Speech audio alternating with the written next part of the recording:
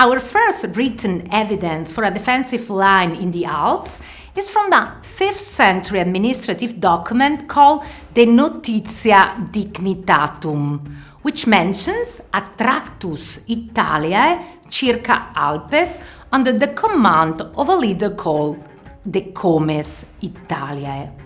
This defensive line was a system of fortifications made up, as shown in the document, of linear barriers called clausurae and castles. Written sources suggest that the impetus for castle building came from the state and that they had a preeminent military function, although in 440 the Emperor Valentinian III decreed that citizens had also to defend themselves. This continued even in the Gothic period, as Cassiodorus, writing in the 6th century, records that the local people were involved in the foundation of such castles in northern Italy. This first stage of fortifications, therefore, did not affect all territories, nor were fortifications distributed evenly within regions. In addition to protecting ancient cities with new walls, it was concerned also with defending road, river, and lake communication routes. This is confirmed by the characteristics of the fortifications of northern Italy known from archaeology.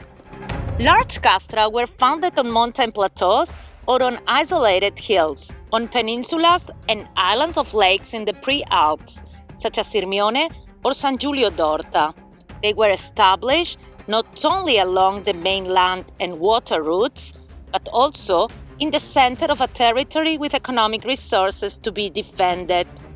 Their size, sometimes extraordinarily large, about 50 hectares in the case of Montebarro, suggests that they were intended not only to house a garrison, but also, in case of danger, the population and animals of the territory.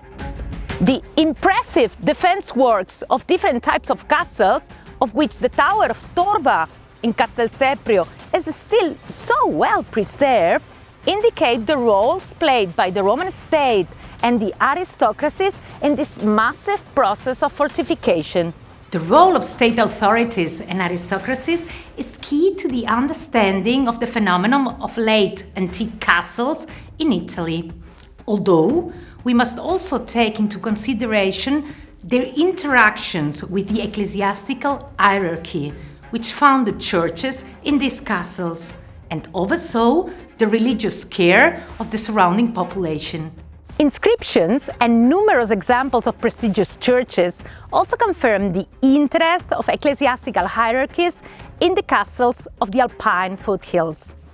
These often became the more or less temporary residence of bishops, who preferred a secluded fortress to the cities, both in life and death. In contrast with the extensive documentation offered by written and epigraphic sources and churches, direct archaeological evidence of aristocracies in castles is much more sparse. The most important include grave goods and some residential buildings. For example, the so-called small palace at Montebarro, or here in Castelseprio, the building termed the Tower House.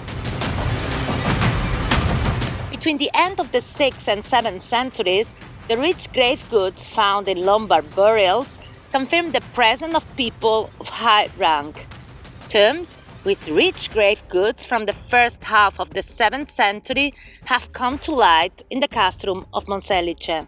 Promoted for strategic purposes by the state authority, castles had an impact on the hierarchy of the settlements, emerging in late antiquity as new population and power centers between cities and territories, and very often they were chosen as residences by people linked to power.